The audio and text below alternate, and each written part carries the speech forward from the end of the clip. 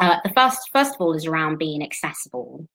And that's really hard because I've got two kids, age 9 and 11. At any time in any call that I'm doing, I'm kind of always looking behind me to see if they kind of materialize. So it's about being transparent about my accessibility and also not being embarrassed about the fact that my kids might suddenly turn up behind me to kind of join in. Um, and and the second thing is video, video, video. So I'm doing this talk to you by video. I've had a rule from the very first day of lockdown that why send a message or an email when I can speak, and why speak on the phone when I can use video? And it allows you to create a connection, to have your visibility. It also means that you're forced to dress the part.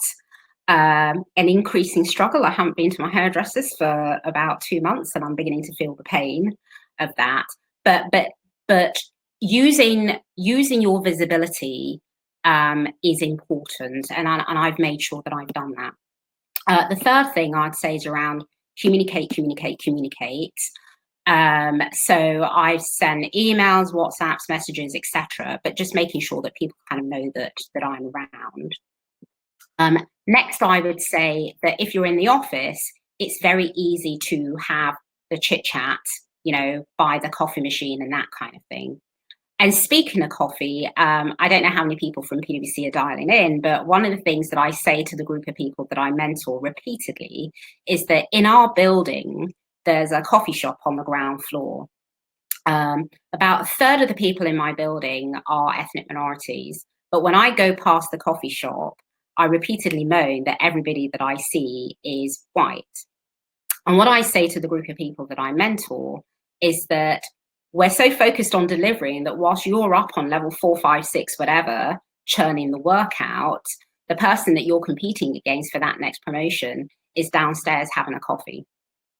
So pulling that into the virtual world, I've made sure that at the beginning of my conversations with people that we just have an informal, how was your weekend, how are you finding lockdown, etc.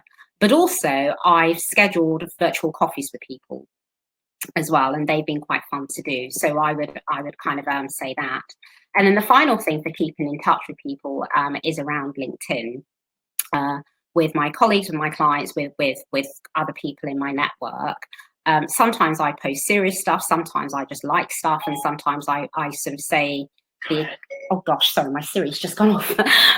Or sometimes I just post the just something personal, but not too personal.